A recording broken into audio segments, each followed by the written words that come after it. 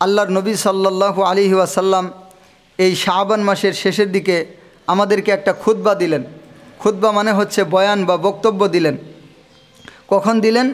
ফি আখিরি ইয়াউমিন মিন শাবান, শাবান মাসের শেষ দিন আল্লাহর নবী সাল্লাল্লাহু আলাইহি ওয়াসাল্লাম সাহাবায়ে কেরামের সামনে একটা বক্তব্য দিলেন। বক্তব্যটা কেমন ছিল? সাহাবায়ে কেরাম বলতেছেন, আল্লাহর নবী বলেন, ক্বালা ইয়া আইয়ুহান নাস, হে মানুষ সকল। আল্লাহর নবী সাল্লাল্লাহু আলাইহি ওয়াসাল্লাম এই হাদিসের মধ্যে ইয়া আইয়ুহাল্লাযিনা আমানু এই কথা বলেন নাই। আল্লাহর নবী বলেছেন ইয়া আইয়ুহান নাস। ইয়া আইয়ুহাল্লাযিনা আমানু মানে হে ইমানদারেরা, আর ইয়া আইয়ুহান নাস মানে হে সকল মানুষেরা। আল্লাহর নবী এই হাদিসের মধ্যে শুধুমাত্র ইমানদারদেরকে উদ্দেশ্য করে বলেন নাই, আল্লাহর নবী সমস্ত মানুষকে উদ্দেশ্য করে এইভাবে বলেছেন, ইয়া আইয়ুহান নাস, হে মানুষ সকল, হে দুনিয়ার সমস্ত মানুষ। এর দ্বারা কি বোঝায়?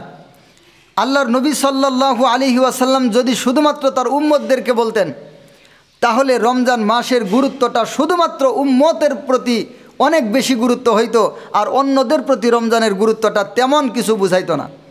কিন্তু আল্লাহর নবী সাল্লাল্লাহু আলাইহি ওয়াসাল্লাম ইয়া আইয়ুহাল্লাযিনা আমানু না বলে আল্লাহর নবী বলেছেন ইয়া আইয়ুহান নাস, অর্থাৎ হে দুনিয়ার সমস্ত মানুষ। এর দ্বারা এই বিষয়টা বোঝা যায় যে এই রমজানটা এমন একটা আজমতপূর্ণ মাস, এই রমজানটা এমন গুরুত্বপূর্ণ মাস, এই রমজানটা এমন বরত্বপূর্ণ মাস যে এই মাসটা শুধু মুসলমানদের জন্য নয়, অন্যান্য বিধর্মী যারা আছে তারাও যেন এই মাসের গুরুত্বটা উপলব্ধি করতে পারে। এই জন্য আল্লাহর নবী সাল্লাল্লাহু আলাইহি ওয়াসাল্লাম ডাক দিয়েছেন ইয়া আইয়ুহান নাস, হে দুনিয়ার সমস্ত মানুষ। এরপর আল্লাহর নবী বলতেছেন কদে আযাল্লাকুম শাহরুন আযীমুন শাহরুন মুবারাকুন, হে দুনিয়ার মানুষেরা শোনো, কদে আযাল্লাকুম শাহরুন আযীমুন, তোমাদের সামনে ছায়া দিতে আসতেছে, ছায়া হয়ে আসতেছে শাহরুন আযীমুন। শাহরুন মানে একটা মাস, আযীমুন মানে মহা বরকতপূর্ণ, মহা বড় একটা মাস। আযীমুন শব্দের অর্থ অনেক বড়। আল্লাহর নবী বুঝাইলেন তোমাদের উপর অনেক বড় একটা মাস ছায়া দেওয়ার জন্য আসতেছে। শুধুমাত্র তাই না, শাহরুন মুবারাকুন, এটা হচ্ছে মহা পবিত্র একটা মাস। মুবারাকুন মহা পবিত্র একটা মাস। শাহরুন ফীহি লাইলাতুন খায়রুম মিন আলফি শাহর। আল্লাহর নবী সাল্লাল্লাহু আলাইহি ওয়াসাল্লাম এবার এই রমজান মাসের একটা রাত্রের গুরুত্ব সম্পর্কে আল্লাহর নবী আবার সাহাবায়ে কেরামকে সতর্ক করতেছেন। আল্লাহর নবী বলতেছেন, ও দুনিয়ার মানুষেরা শুনো, ও আমার ইমানদারেরা বুঝো, শাহরুন ফীহি লাইলাতুন খায়রুম মিন আলফি শাহর, এটা এমন একটা মাস তোমাদের সামনে আসতেছে যেই মাসের মধ্যে এমন একটা রাত আছে যেই রাতটা 1000 মাস এর ইবাদতের চাইতেও বেশি সওয়াবপূর্ণ মাস। যদি কোনো ব্যক্তি লাগাতার 1000 মাস ইবাদত করে, সারা দিন জিহাদের মধ্যে থাকে, আর সারা জিহাদের মধ্যে থাকে এবং রোজার মধ্যে থাকে, এই 1000 বছর পর্যন্ত যদি কোনো ব্যক্তি ইবাদত বন্দেগী করে, তাহলে সে যেই পরিমাণ সওয়াব পাবে, সেই একটি রাত্রিতে যদি কোনো ব্যক্তি ওই রাতের হক আদায় করে সঠিকভাবে ঈমান এবং ইহতিসাবের উদ্দেশ্যে যদি ওই রাত্রিতে জাগরণ করতে পারে, তাহলে 1000 মাস এর অধিক সওয়াব সে ব্যক্তি পাবে। সুবহানাল্লাহি ওয়া বিহামদিহি।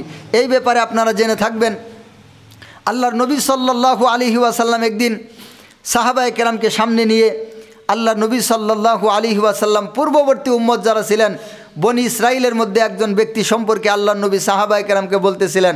আল্লাহর নবী বললেন তাদের অনেক বয়স হায়াত তারা পাইতো, তারা অনেক বয়স পর্যন্ত আল্লাহর ইবাদত বন্দেগী করতো।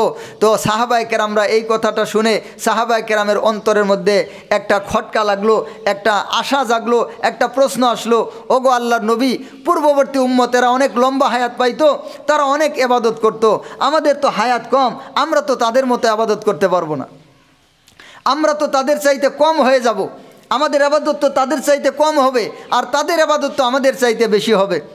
আল্লাহর নবী সাল্লাল্লাহু আলাইহি ওয়াসাল্লাম জানায় দিলেন, আল্লাহ সুবহানাহু ওয়া তাআলা এই আয়াতটা নাজিল করে দিলেন।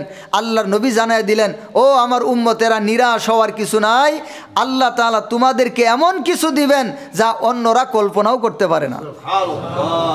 তোমাদেরকে আল্লাহ এমন কিছু দিয়েছেন যা অন্যরা কল্পনাও করতে পারে না, কারণ তোমরা হচ্ছ শেষ উম্মত, তোমরা হচ্ছে আফদল উম্মত, তোমরা হচ্ছে সর্বোত্তম উম্মত, সর্বোত্তম নবীর সর্বোত্তম উম্মত আমরা। কথা বলেন ঠিক কিনা? আমাদের নবী সবার উত্তম নবী, সমস্ত নবীদেরও নবী, আর আমরা হচ্ছি সর্ব উম্মত, সর্বশ্রেষ্ঠ উম্মত এবং সর্বশেষ উম্মত। অন্যান্য নবীদের উম্মতের প্রতি শুধুমাত্র দিন পালন করারই বিধান ছিল, আর আমাদের এই উম্মতের প্রতি নিজেরা দিন পালন করবে এবং দিনের দাওয়াত পৌঁছানোর পর্যন্ত, দিনের দাওয়াত পৌঁছানোর যে দায়িত্ব এটা পর্যন্ত আমাদেরকে দেওয়া হয়েছে। তো যদি শুধুমাত্র একজন সাধারণ লেবার হয়, আরেকজন যদি এই ম্যানেজার হয়, তাহলে সাধারণ লেবার আর ম্যানেজার কি সমান? তো অন্যান্য নবীর উম্মতদের উদাহরণ হচ্ছে ওনারা সাধারণ লেবারের মতো, আর আমাদের নবীর উম্মতের উদাহরণ হচ্ছে এরা হচ্ছে ম্যানেজারের মতো। এরা নিজেরাও দায়িত্ব পালন করে, অন্যদেরকেও অন্যরা কেমন দায়িত্ব পালন করতেছে তাদের দায়িত্ব কিভাবে পৌঁছায় দেওয়া যায় ওই দায়িত্ব পর্যন্ত আমাদেরকে দেওয়া হয়েছে। তো আল্লাহর নবী জানিয়ে দিলেন, ও আমার উম্মতেরা, নিরাশ হওয়ার কিছু নাই। আল্লাহ তোমাদেরকে এমন কিছু দান করেছেন যে একটি মাত্র রাত্রে যদি আবাদত করতে পারো তাহলে 1000 মাস এর চাইতে বেশি আবাদতের সওয়াব তোমরা পেয়ে যাবা। আর জীবনে যদি আমরা এটা অনেকবার পাই, জীবনে যদি 60 বার পাই, জীবনে যদি 70 বার পাই, জীবনে যদি 100 বার পাই, তাহলে এর সওয়াবটা কত দূর পর্যন্ত পৌঁছে যাবে অন্যান্য নবীর উম্মতেরা এটা কল্পনাই করতে পারে না। সুবহানাল্লাহি ওয়া বিহামদিহি। তো আল্লাহর নবী জানায় দিলেন এই মাসটা এমন একটা মাস যেই মাসের একটি রাত্রের ইবাদত এত গুরুত্বপূর্ণ। এরপরে বলতেছেন, ও দুনিয়ার মানুষেরা শোনো, জাআলাল্লাহু সিয়ামাহু ফারিদাতান, ও আমার উম্মতেরা শোনো, এই রমজান মাসের দিনের বেলা রোজা রাখা আল্লাহ তাআলা ফরজ করে দিয়েছেন। ফরজ করেছেন কে? ফরজ করেছেন আল্লাহ। ওয়া কিয়ামা লাইলিহি তাতাওয়ান, আর এই প্রত্যেকটা দিনের রাত্রিবেলা ইবাদত করা, রাত্রিবেলা রাত্রি জাগরণ করা এবং রাত্রিবেলা কিয়াম করা, রাত্রিবেলা তারাবির নামাজ পড়া, রাত্রিবেলা তাহাজ্জুদের নামাজ পড়া, রাত্রিবেলা কিয়ামুল লাইল করা, এইটা আমি নবী তোমাদের জন্য নফল করে দিয়েছি। সুবহানাল্লাহি ওয়া বিহামদিহি। এবং শুধু তাই নয়, মান তাকাররাবা ফীহি বিখাসলাতিন মিনাল খায়রি, এই মাসের মধ্যে যদি কোনো ব্যক্তি কোনো ছোট্ট একটা নেক আমল করে আল্লাহর নিকটবর্তী হতে চায়, কোনো একজন ব্যক্তি যদি ছোট্ট একটা নেক আমল করে আল্লাহর নৈকট্য অন্বেষণ করতে চায়, তাহলে মিনাল খায়রি, যদি ছোট্ট একটা নেক আমলের মাধ্যমে কানা কামান আদ্দা সাবঈনা ফারিদাতান ফিমা, তাহলে সে কেমন হবে? যদি এই মাসের মধ্যে কোনো ব্যক্তি মিন খাসলাতিন মিনাল খায়রি, একটা নেক আমল করে, একটা ভালো আমল যদি কোনো ব্যক্তি এই মাসের মধ্যে করে আল্লাহর নিকটবর্তী অর্জন করতে চায়, আল্লাহর নৈকট্য অর্জন করতে চায়, তাহলে সে 70টা ফরজ আদায় করার সমান সওয়াব পাবে। সুবহানাল্লাহি ওয়া বিহামদিহি। তো একটা নফল ইবাদত, একটা নফল ইবাদত অন্য মাসে যে আবাদত করলে একটা নফল আবাদতের সওয়াব, আর এই মাসে আবাদত করলে তাহলে আল্লাহ সুবহানাহু ওয়া তাআলা ওই একটা নফল আবাদতের পরিবর্তে 70টা ফরজ আবাদত করলে যেই পরিমাণ সওয়াব, 70টা ফরজ আদায় করার সমান পরিমাণ সওয়াব আল্লাহ তাআলা দিয়ে দিবেন। সুবহানাল্লাহি ওয়া বিহামদিহি। শুধুমাত্র তাই না, এরপর আল্লাহর নবী বলতেছেন, ও আমার উম্মতেরা, তাহলে যদি কোনো ব্যক্তি আবার ফরজ আদায় করে তাহলে তার অবস্থাটা কেমন হবে? আল্লাহর নবী বললেন, ওয়ামান আদ্দা ফারিদাতান ফিহি, আর যদি কোনো ব্যক্তি এই মাসের মধ্যে একটা ফরজ ইবাদত করে, কি ইবাদত করে? ফরজ একটা ইবাদত করে, তাহলে কানা কামান আদ্দা সাবঈনা ফারিদাতান ফিমা সিওয়াহু, তাহলে সেই ব্যক্তি যেন 70টা ফরজ ইবাদত করলে, 70টা ফরজ আদায় করলে যেই পরিমাণ সওয়াব পাবে, ওই ব্যক্তি একটা ফরজ ইবাদত পালন করলে, একটা ফরজ আমল করলে, একটা ফরজ আদায় করলে এই পরিমাণ সওয়াব তাকে আল্লাহ তাআলা দিয়ে দিবেন। শুধুমাত্র তাই না, অন্যান্য হাদিস দ্বারা এও বোঝা যায় আল্লাহ সুবহানাহু ওয়া তাআলা 70 থেকে 700 গুণ পর্যন্ত বাড়ায় দিবেন।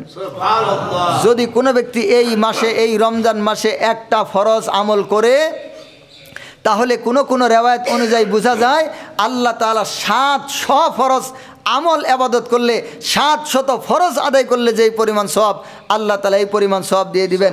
আল্লাহর নবীর বক্তব্য এখনও শেষ হয় নাই। আল্লাহর নবী আরও বলতেছেন, ওয়া হুয়া শাহরুস সবরি, ও আমার উম্মতেরা শোনো, এটা হচ্ছে ধৈর্যের মাস, এটা হচ্ছে সবরের মাস, এটা হচ্ছে ধৈর্যের মাস। ধৈর্যের মাস নয়, বিকালবেলা যখন এসে যায়, ক্ষুধার কারণে কলিজাটা যেন পিপাসার কারণে কলিজাটা শুকায় গেছে, ক্ষুধার কারণে পেটের মধ্যে চুঁ চুঁ করতেছে, মনে হইতেছে যদি খাইতে পারতাম কিছু তাহলে কতই না ভালো লাগতো, অথচ ঘরের মধ্যে এখনও খাদ্যখানা আছে না নাই? ফ্রিজের মধ্যে নানান ধরনের খাদ্য সাজানো আছে, ঘরের মধ্যে নানান ধরনের খাদ্য আছে, ঘরের মধ্যে নানান ধরনের ফর্মুল আছে, ঘরের মধ্যে ফ্রিজের মধ্যে ঠান্ডা পানি রাখা আছে, টিউবওয়েলের মধ্যে চাপ দিলেই ঠান্ডা পানি বের হয়, কিন্তু তারপরেও বান্দা আল্লাহর দিকে লক্ষ্য করে, আল্লাহর দিকে লক্ষ্য করে, আল্লাহর মোহাব্বতে পড়ে আল্লাহর ইবাদত পালন করতে গিয়ে বান্দা ওই পানি ঠুটে লাগায় না, তো এর চাইতে ধৈর্যের মাস আর কোনটা হতে পারে? এর চাইতে সবর আর কি হতে পারে? এর চাইতে বড় ধৈর্য আর কি হতে পারে? আল্লাহর নবী বলে দিলেন, ওয়াহুয়া শাহরু সবরি। ও আমার উম্মতেরা শোনো, সাধারণ কোনো মাস এটা নয়, এটা হচ্ছে সবরের মাস, এটা হচ্ছে ধৈর্যের মাস, এটা হচ্ছে অতীব ধৈর্যের মাস। এরপর আল্লাহ সুবহানাহু ওয়া তাআলা, আল্লাহর নবী বলতেছেন, ওয়া সাওয়াবু ওয়া সবরু সাওয়াবুহুল জান্নাহ। আর কোনো ব্যক্তি যদি ধৈর্য ধারণ করে, ধৈর্য যদি আসলেই সে আল্লাহর জন্য ধরতে পারে, তাহলে কি হবে? তাহলে এই সোয়াবটা হবে, সে জান্নাত পাবে। সুবহানাল্লাহি ওয়া বিহামদিহি। যেমন অনেক ইবাদত এমন আছে যেই আবাদত সম্পর্কে হাদিসের মধ্যে আছে, এই আবাদত করলে এত সওয়াব, এই আবাদত করলে এত সওয়াব, এই আবাদত করলে এত সওয়াব। দেখেন, রোজার বিষয়টাই ভিন্ন, সিয়ামের বিষয়টাই ভিন্ন। যেই কথাটা আল্লাহ তাআলা বলে দিয়েছেন, যেই কথাটা আল্লাহর নবী বলে দিয়েছেন, যেই কথা স্বয়ং আল্লাহ বলেছেন, আস-সাওমু লি ওয়া আনা আজজি বিহি, রোজা হচ্ছে আমার জন্য আর এই রোজার সওয়াব আমি নিজে। সুবহানাল্লাহি ওয়া বিহামদিহি। এবং এই হাদিসের মধ্যে দেখেন আল্লাহর নবী বললেন, ওয়া সবরু সাওয়াবুহুল জান্নাহ। আর যদি কোনো ব্যক্তি ধৈর্য ধারণ করে, তাহলে এর সওয়াবটা হচ্ছে সে জান্নাত পেয়ে যাবে। এই পরিমাণ সওয়াব হবে, এত হাজার সওয়াব হবে, এরকম কোনো কথা নয়। সরাসরি আল্লাহর নবী বললেন, ওয়া সবরু সাওয়াবুহুল জান্নাহ। আর এই সবর যে ব্যক্তি, ধৈর্য ধারণ করবে যে ব্যক্তি, সে সরাসরি আল্লাহর জান্নাত পেয়ে যাবে। সুবহানাল্লাহি ওয়া বিহামদিহি। তবে এখানে সবর মানে শুধুমাত্র না খেয়ে থাকা নয়, এখানে সবর মানে, ধৈর্য ধারণ করা মানে শুধুমাত্র না খেয়ে থাকা নয়। একটা হচ্ছে না খেয়ে থাকা, বিবির সাথে মিলিত না হওয়া, দুইটা বিষয়। আর কিছু বিষয় আছে অন্তরের সাথে সম্পৃক্ত। যেমন কোনো ব্যক্তি রমজান মাস না খেয়ে আছে, ঠিক আছে, পানিও খাইলো না, খানাও খাইলো না, ফলমূলও খাইলো না, কিছুই খাইলো না, কিন্তু সারাদিন বসে বসে গান শুনতেছে। সারাদিন বসে বসে কি শুনে? গান শুনে। কই সময় তো যায় না হুজুর, এই জন্য একটু গান শুনি। তাহলে কি সে ধৈর্য ধারণ করছে? এই ধৈর্য মানেটা কি? এই সবর মানেটা কি? এই সবর মানে হচ্ছে রমজানের আজমত নষ্ট হয়, রমজানের বরকত নষ্ট হয়, রমজানের সাথে বেয়াদবি হয়, রমজানের সাথে অধৈর্য ধারণ করা হয়, এরকম সমস্ত কাজকে বিসর্জন দিতে হবে। এটার নাম হচ্ছে রমজানের সবর। এখন কোনো ব্যক্তি সারাদিন ভাত খাইলো না, খানা খাইলো না, বিবির সাথেও মিলিত হইল না, কিন্তু সারাদিন বসে বসে গান শুনলো, তাহলে সে ধৈর্য ধারণ করতে পারলো না। এই জন্য আল্লাহর নবী সাল্লাল্লাহু আলাইহি ওয়াসাল্লাম বলেছেন, রুব্বা সাইমিন লাইসা মিন সিয়ামিহি ইল্লাল জু'। এরকম অনেক রোজাদার আছে যাদের রোজা দিয়ে কিছুই হয় না, শুধুমাত্র উপবাস থাকা ছাড়া আর কিছুই নাই।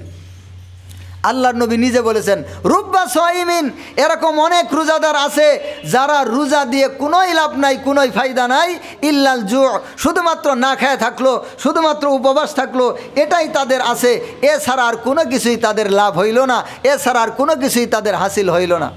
তো এই জন্য এই সবর মানে শুধুমাত্র না খেয়ে থাকা নয়, এই সবর মানে শুধুমাত্র উপবাস থাকা নয়, এই সবর মানে শুধুমাত্র আমি খানা খাদ্য গ্রহণ করলাম না, পানীয় পান করলাম না, শুধুমাত্র এটা নয়। এই সবর মানে হচ্ছে সমস্ত প্রকার গুনাহের কাজগুলাকে বিসর্জন দেওয়া। কোনো ব্যক্তি সারাদিন খাইলো না, ঠিক আছে, বসে বসে সিনেমা দেখতেছে। কোনো ব্যক্তি সারাদিন খাইলো না, ঠিক আছে, বসে বসে নাটক দেখতেছে। কোনো ব্যক্তি সারাদিন খাইলো না, ঠিক আছে, বেগানা মহিলার দিকে তাকানো সে বাদ দিতে পারলো না। কোনো ব্যক্তি খাইলো না, ঠিক আছে, মানুষের গীবত শেকায়েত করা সে বাদ দিতে পারলো না। কোনো ব্যক্তি খাইলো না, ঠিক আছে, মানুষকে গালাগালি করা থেকে বাদ দিতে পারলো না। সামান্য একটু কেউ উল্টাপাল্টা করছে তো গালি দিয়ে ওরে ধুয়ে ফেলতেছে। তো রমজান মাস, এই রমজান মাস আল্লাহর নবী বলেছেন, আসিয়ামু জুন্নাহ, রোজা হচ্ছে জাহান্নাম থেকে বাঁচার জন্য ঢাল। যতক্ষণ পর্যন্ত উহাকে না ফেরে ফেলা হয়। ফেরে ফেলা মানে কি? ঢালকে ফেরে ফেলা মানে কি? ঢালকে ফাড়িয়া ফেলা হয়। এটা কেমনে? ঢালকে ফাড়িয়া ফেলা হয় রোজার সাথে, রোজার আজমতের সাথে, রোজার গুরুত্বের সাথে যেই কাজগুলা তার বিপরীতে চলে যায়। যেমন গুনাহের কাজ যেই ব্যক্তি ছাড়তে পারলো না, তার রোজা আর ঢাল থাকলো না, ঢালটা ফাড়া হয়ে গেল।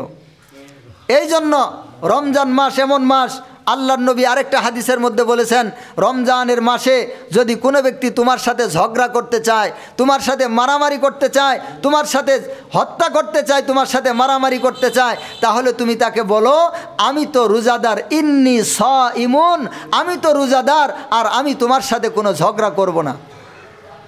কোনো ব্যক্তি ঝগড়া যদি আপনার সাথে করতে চায়, তাহলেও আল্লাহর নবী বললেন আপনি বলে দিবেন ইন্নি সাইমুন, আমি তো রোজাদার, আমি তোমার সাথে ঝগড়া করতে পারবো না, আমি তোমার সাথে ঝগড়া করব না। তাহলে ধৈর্যটা কেমন? আর আমাদের অবস্থাটা কি? কেউ যদি সামান্য একটু কিছু বলে, তাহলে ফাল দিয়ে 3 হাত উপরে উঠে কাঁসাটা আগে মেরে তারপরে ধর। এই অবস্থা হচ্ছে আমাদের। তো আল্লাহর নবী বলতেছেন না না না, রমজান এটা সাধারণ মাস না, রমজান এটা সাধারণ মাস না, রমজান এটা ঠুনকো কোনো বিষয় না, রমজান এটা এমন একটা বিষয় যার আজমত তোমরা কল্পনা করে শেষ করতে পারবে না, যেই সম্পর্কে আল্লাহ নিজে বলেছেন এই রোজার বদলা সরাসরি আমি নিজে। এই জন্য এই মাসে যদি কেউ তোমার সাথে ঝগড়াও করতে চায়, তুমি তাকে বলো ইন্নি সাইমুন, আমি তো রোজাদার, আমি তোমার সাথে ঝগড়া করব না। সুবহানাল্লাহি ওয়া বিহামদিহি। তো সবর মানে কি? শুধুমাত্র না খেয়ে থাকা। সবর মানে কি? শুধুমাত্র পানি না খাওয়া। সবর মানে হচ্ছে সমস্ত প্রকার গুনাহকে ছেড়ে দেওয়া। গান শোনা যাবে না, নাটক দেখা যাবে না, সিনেমা দেখা যাবে না, গীবত শেকায়েত করা যাবে না, গালিগালাজ করা যাবে না, ঝগড়াঝাটি করা যাবে না। যদি করেন তাহলে ওই যে আল্লাহর নবী বললেন রুব্বা সাইমিন লাইসা মিন সিয়ামিহি ইল্লাল জু, এরকম অনেক রোজাদার আছে, ওদের রোজা দিয়ে কোনোই লাভ নাই, শুধুমাত্র এরা না খেয়ে থাকলো। এখানে আরেকটা বিষয় আছে যেটা আমরা রমজানের প্রস্তুতিমূলক বিষয়ে আলোচনা করেছিলাম। বিষয়টা যেহেতু গত সপ্তাহে আমাদের কিছু থেকে গেছে, এই জন্য আজকে আমরা বিষয়টা একটু শেষ করি। এই হাদিসের অংশটা একটু পরে আসতেছি ইনশাআল্লাহ। আমরা আলোচনা করেছিলাম রমজানের প্রস্তুতি হচ্ছে 3 প্রকার। কয় প্রকার? 3 প্রকার। 1 নম্বর আত্মিক প্রস্তুতি, মানে অন্তরের প্রস্তুতি, নফসগত প্রস্তুতি, অর্থাৎ সমস্ত গুনাহকে ছেড়ে দেওয়া, এটা হচ্ছে আত্মিক প্রস্তুতি। 2 নম্বর হচ্ছে মালি প্রস্তুতি, মালের প্রস্তুতি। আপনি সারা বছর ইনকাম করেন হারাম, হারামের সাথে আপনার সংসার চলে, আপনার সংসারের মধ্যে কিস্তি আছে, কিস্তি আছে না? হ্যাঁ, কিস্তি আছে। তারপরে আছে সুদের কারবার, অনেক টাকা লাগাইছেন, তো টাকা ঢুকে লাগাই এবার আপনি রোজার মাসে ওই সুদের টাকা দিয়ে ইফতার করতেছেন আর সাহারি করতেছেন, আর মনে করতেছেন রোজার সওয়াব মনে হয় খেরে পাল্লা হয়ে যাইতেছে গা। আসলে কিছুই না। আল্লাহর নবী সাল্লাল্লাহু আলাইহি ওয়াসাল্লাম উদাহরণ দিয়েছেন। সহিহ মুসলিমে একটা হাদিস আসছে, আল্লাহর নবী সাল্লাল্লাহু আলাইহি ওয়াসাল্লাম হালাল খাদ্যের ব্যাপারে একটা উদাহরণ দিয়েছেন। আল্লাহর নবী বলতেছেন, ও দুনিয়ার উম্মতেরা শোনো, একজন ব্যক্তির উদাহরণ তোমরা শোনো। একজন ব্যক্তি ইউতিলু সাফারা, লম্বা সফর করছে, আল্লাহর রাস্তায় সফর করছে। কোথায়? আল্লাহর রাস্তায় লম্বা সফর করতেছে। তারপরে আশআসা আকবার, সেই ব্যক্তির চুলগুলা উস্কো খুস্কো হয়ে গেছে। কারণ মরুভূমির মধ্যে সফর কিন্তু আমাদের এই গাড়ি দিয়ে সফরের মতো না। মরুভূমির মধ্যে ধুলা বালু যে উঠতে থাকে, একদম চুল, তারপরে মুছ, এই মুখের মধ্যে বালু গিয়ে ভরে যায়। এই রকম কঠিন সফর হচ্ছে মরুভূমির সফর। এখন তো গাড়ি দিয়ে হাজি সাহেবেরা সফর করে, তখন তো আর গাড়ি ছিল না, আজকে থেকে 1450 বছর আগের কথা। তো আল্লাহর নবী বলতেছেন আশআসা আকবার, সেই ব্যক্তি একদম চুলগুলা উস্কো খুস্কো হয়ে গেছে, একদম ধুলি মিশ্রিত হয়ে গেছে, তার সারা শরীরের মধ্যে ধুলি মিশ্রিত হয়ে গেছে। সুম্মা ইয়ামুদ্দু ইয়াদাইহি ইলা সামাই, এরপর ওই ব্যক্তি আল্লাহর কাছে দোয়া করব, দোয়া করার জন্য 2টা হাত আল্লাহর দরবারে উঠাইছে, উঠায় বলতেছে ইয়া রব্বি ইয়া রব্বি। কি বলতেছে? ইয়া রব্বি ইয়া রব্বি, হে আমার রব, হে আমার রব। এবার আল্লাহর নবী বলতেছেন ওয়া মাতমাউহু হারামুন ওয়া মাশরাবুহু হারামুন ওয়া মালবাসুহু হারামুন ওয়া গুজিয়া বিল হারাম। কয়টা কথা বললেন? চারটা। ও মাতমাউহু হারামুন, মাশরাবুহু হারামুন, মালবাসুহু হারামুন, গুযিয়া বিল হারাম। চারটা কথা আল্লাহর নবী বললেন। ওই ব্যক্তির খাদ্যটা হারাম, ওই ব্যক্তির পানীয়টা হারাম, ওই ব্যক্তির পোশাকটা হারাম, ওই ব্যক্তির জীবন যে চলে হারামের সাথে চলে। এবার আল্লাহর নবী বলতেছেন ফা আন্না ইউস্তাজাবু লিযালিক, ফা আন্না ইউস্তাজাবু লিযালিকা, তাহলে এই ব্যক্তির দোয়া কিভাবে কবুল হবে? প্রশ্ন করতেছেন কে? আল্লাহর নবী। আল্লাহর নবী প্রশ্নের সুরে বলতেছেন ফা আন্না ইউস্তাজাবু লিযালিকা, তাহলে এর ইবাদতটা, তাহলে এর দোয়াটা আল্লাহর দরবারে কিভাবে কবুল হবে? যদি কোনো ব্যক্তি হারাম খাদ্য খায়, হারাম পোশাক পরে, হারাম পানীয় পান করে আল্লাহর দরবারে হাত তুলে দোয়া করে, তো ফেরেশতারা মজাক করেন তখন ওরে নিয়ে, বলেন দেখো দেখ কারবারটা দেখ, নাফরমানের কারবার দেখ, পেটের মধ্যে যা খাইছে সব হারাম, যা ঢুকাইছে সব হারাম, এই নাফরমান আল্লাহর কাছে দোয়া করতেছে, এই দোয়া কেমনে কবুল হয়? তো ইবাদত কবুল হওয়ার জন্য চারটা শর্ত আছে। কয়টা? ইবাদত কবুল হওয়ার জন্য চারটা শর্ত, অনেকগুলো শর্ত আছে, এর মধ্যে চারটা শর্ত হচ্ছে বড়: ঈমান, নিয়ত, ইখলাস, হালাল। ঈমান, নিয়ত, ইখলাস, হালাল। আজকে যেহেতু লম্বা সময় পাওয়া যাবে না, আমাদের এই হাদিসের মধ্যেই সময় লাগবে আরও, এই জন্য আমরা এই চারটা বিষয় আজকে আলোচনা করতেছি না, অন্য সময় আলোচনা করবো ইনশাল্লাহ। তবে মনে রাখেন, ঈমান, নিয়ত, ইখলাস, হালাল, এই চারটা হচ্ছে ইবাদত কবুল হওয়ার জন্য সবচাইতে বড় বড় শর্ত। আরও কিছু শর্ত আছে, তবে এই শর্তগুলো সবচাইতে বড়। তাহলে আবার যদি কোনো ব্যক্তি ইফতার করে হারাম টাকা দিয়ে, সেহরি খায় হারাম টাকা দিয়ে, আর সে ব্যক্তি রোজা আছে, মনে করতেছে সওয়াব দিয়ে খেরেবাল্লা দিয়ে ফেলাইতেছি, তাহলে এটা কোনো কিছুই না, বরং এটা তার কিছুই হবে না, রোজা তো হবেই না, বরং এর দ্বারা কিছুই হবে না। তবে একটা কিছু হবে, রোজা না রাখলে বেশি পীড়ন খাইতো, রোজা রাখলে একটু কম পীড়ন খাবো। একবারে লাভ নাই তা না। যদি কোনো ব্যক্তি হারাম টাকা দিয়েও রোজা থাকে, তাহলে কি হবে? যদি কোনো ব্যক্তির খাদ্যের মধ্যে হারাম থাকে, এরপরেও যদি সে রোজা থাকে আর কি, তাহলে একটা ভালাই আছে, সেটা হচ্ছে পীড়নের মধ্যে কম হইতে পারে আর কি। আল্লাহ তাআলা হয়তো বলবো যে যা হারাম খাইছে, তারপরও রোজাটা ছিল, দে পীড়ন একটু কমায় দে। আবার যদি একবারেই না থাকে, তাহলে বলবো এমনি, ওই যে কয় না, একেতে কি জানি কি সিনাজুরি একটা কথা, চুরির চুরি আবার সিনাজুরি, এরকম একটা কথা আছে না? তার মানে হারামখুরের হারামখুর, আবার রোজাও থাকোস নাই তুই, চুরির চুরি আরও সিনাজুরি। ফেরেশতাগণ বলবো এটা ভালো করে পিড়া, এর মাথা থেকে পাও পর্যন্ত পিড়া, ভালো করে পিড়া, উত্তমভাবে পিড়া। তো এই জন্য দ্বিতীয় প্রকার প্রস্তুতি, রমজানের দ্বিতীয় নম্বর প্রস্তুতি হচ্ছে, 1 নম্বর আত্মিক প্রস্তুতি, 2 নম্বর আর্থিক প্রস্তুতি। অর্থাৎ রমজানের জন্য আপনি কিছু হালাল টাকা রেখে দেন। অনেকের সংসারের সাথে কিন্তু হারাম মিশ্রিত হয়ে গেছে, ওই যে কিস্তির কারণে কিন্তু হারাম মিশ্রিত হয়ে গেছে। এখন আপনি কি করবেন? কিছু হালাল টাকা যে কোনোভাবে আপনার হালাল মাধ্যমে যে কিছু টাকার ব্যবস্থা করে প্রয়োজনে, আপনি যদি বড় লোক মানুষ হয়েছেন, এখন আপনার তো অন্য টাকার ব্যবস্থা নেই, প্রয়োজনে 3 দিন কামলা দেন। আপনি বড় লোক হয়েছেন তাই কি হয়েছে? হালাল টাকা দিয়ে আপনার রমজানে খাইতে হবে, এই জন্য আপনি কয়েকদিন কামলা দেওয়া শুরু করেন, কামলা দিয়ে কয়টা টাকায় ইনকাম করেন, তারপর আপনি ওইটা দিয়ে ইফতার করবেন, সেহরি করবেন, অন্য টাকা আপনি রমজানে ঢুকায়েন না। আবার বলবেন হুজুর তাহলে রমজানের পরে কি হারাম খাওয়া জায়েজ হবে নাকি? না, বিষয়টা তাও না। রমজানের জন্য এটা আলাদা একটা স্পেশাল বিষয় বললাম, তার ফলে যে রমজানের পরে হালাল খাওয়া জায়েজ, বিষয়টা আবার তা না। হারাম তো হারামই, রমজানের পরে যে আবার হারাম খাওয়া জায়েজ, বিষয়টা তা না। হারাম তো হারামই। আল্লাহর নবী বলেছেন, যেই শরীর লা ইয়াদখুলুল জান্নাতা জাসাদুন গুদিয়া বিল হারাম, ওই শরীর জাহান্নামে যাবে না যেই শরীর হারাম দ্বারা লালিত পালিত হয়। এটা একটা মুশকিল ব্যাপার হয়ে গেছে।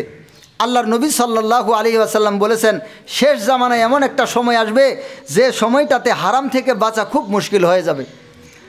হারামের ধুলাবালি থেকে মানুষ বাঁচতে পারবে না, অনেক কঠিন হয়ে যাবে। আর এই মুহূর্ত এটা এসে গেছে। এই জন্য যারা ইতিপূর্বে হারামের সাথে কোনো না কোনোভাবে লিপ্ত হয়েছিলেন, আপনারা তওবা করে এখনও সময় আছে, আল্লাহর রাস্তার দিকে ফিরে আসেন।